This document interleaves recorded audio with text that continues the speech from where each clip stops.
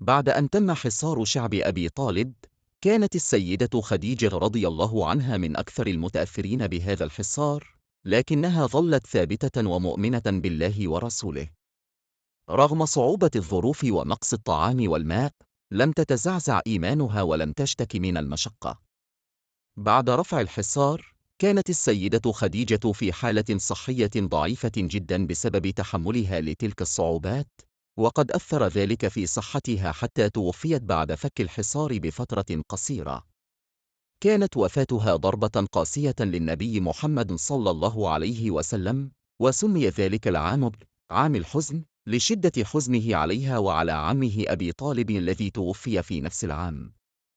وقد كانت السيدة خديجة طوال فترة الحصار تقدم كل ما تملك من مال ودعما للنبي والمسلمين، ولم تتوان في خدمة أهلها وقومها رغم الظروف القاهرة.